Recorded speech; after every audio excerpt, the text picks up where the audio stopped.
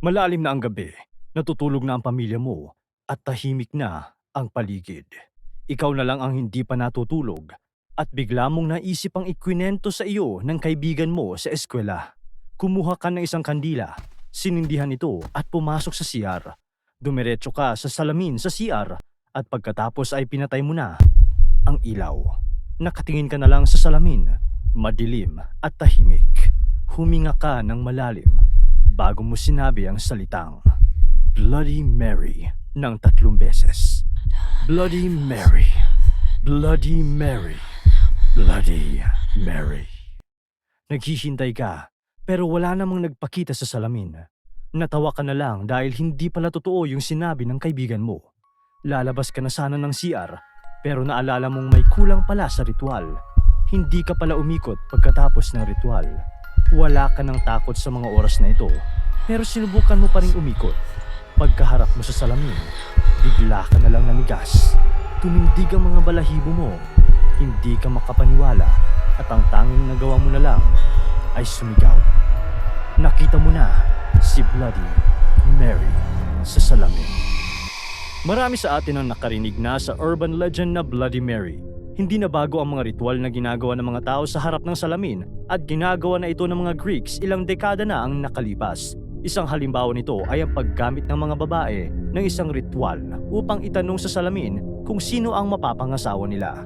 Ayon sa kwento, ipapakita ng salamin ng lalaking makakatuluyan ng babae.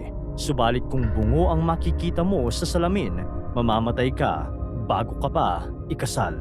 May iba't ibang bersyon ng Bloody Mary ritual. Sabi ng iba, kailangan ay mag-isa ka lang sa ritual, habang may iba namang naniniwalang pwede mo itong gawin kasama ang mga kaibigan mo.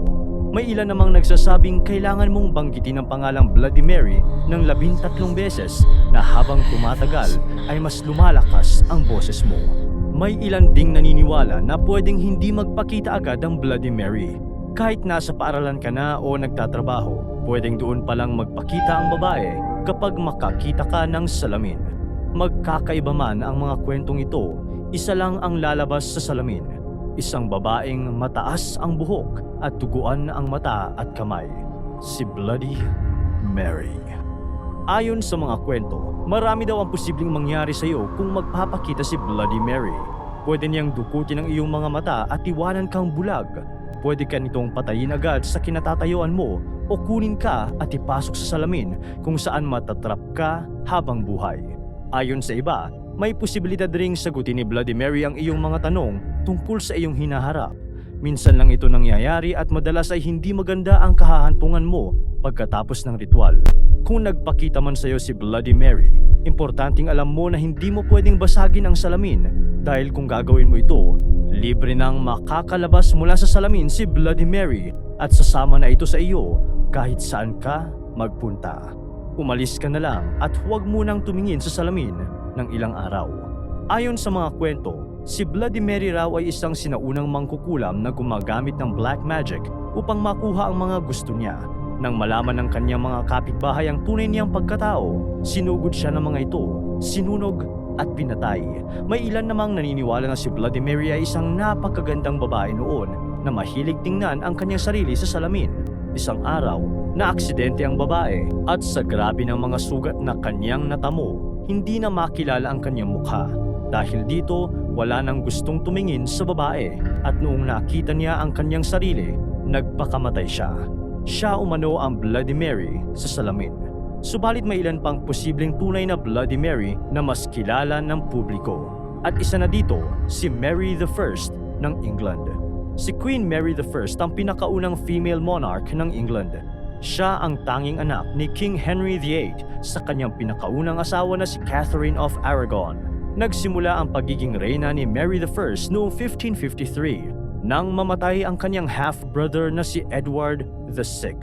Sa mga panahong iyon, Protestant ang pangunahing religion sa England dahil sa impluwensya ng kanyang half-brother. Protestant ang ina nito, ang pumalit sa ina ni Mary I bilang asawa ng hari. Kahit noong bata pa lang siya, isang devoted Catholic na si Mary I, isang bagay na nakuha niya mula sa kanyang ina. Para kay Mary I, ang kanyang matinding debosyon sa relihiyong Katoliko ang nagsisilbing remembrance niya sa kanyang ina. Kaya naman, Nang umupo sa pwesto si Mary I, mas pinairal niya sa mga tao ang Catholicism. Subalit para sa kanya, hindi sapat na ibalik lamang ang relihiyong kinalakihan niya. Gusto niya ring magbayad ang mga taong nagbaliwala nito at nagpakalat ng Protestantism. Inutos niya ang pagtakip sa mga Protestants na nasa ilalim ng kanyang pamumuno. Inakusahan niya ang mga Protestants ng heresy at pagkatapos ay ipinasunog ng buhay. Sa kabuuan, mahigit kumulang 300 Protestants ang pinapatay ni Queen Mary I. Ang ginawa niyang ito ay kilala na ngayon bilang The Marian Persecution at dito niya nakuha ang palayaw na Bloody Mary. Noong 1558, namatay si Mary sa edad na 52. Malagim man ang mass killing na ginawa ni Mary I ng England, tila maliit lang ito kumpara sa krimen na ginawa ng isa pang kilalang sinaunang noblewoman.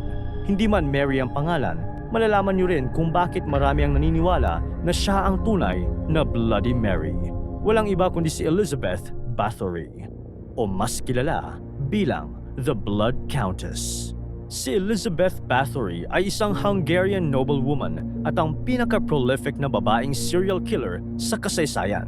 Noong bata pa si Elizabeth, nagkaroon siya ng sakit na epilepsy kung saan palagi siyang nagkakaroon ng seizure attacks. Sa mga panahong iyon, ang gamot sa seizure ay ang pagpahid ng dugo ng isang malusog na tao sa iyong labi. At ito ang ginawa ni Elizabeth. Noong 1575, ikinasal si Elizabeth sa isang makapangyarihang nobleman sa Hungary. Subalit noong 1604, namatay ang asawa ni Elizabeth at dito na nagsimula ang kanyang paghahasik ng lagim. Ayon sa mga kwento, nakahiligan ni Elizabeth ang pag-torture at pagpatay sa kanyang mga servants, lalo na sa mga babaeng servants. Ilan sa kanyang mga ginawa ay ang pagtusok ng matalas na karayom sa daliri at bibig ng kanyang mga servants. Nakahiligan din niyang gupitin ang ilong at labi ng mga ito at madalas na tinatali at nilalatigo. Hindi rin niya pinapakain ng kanyang mga servants at kung gutom na ito, pinuputol niya ang ilang parte ng kanilang katawan upang lutuin at ipakain sa kanila.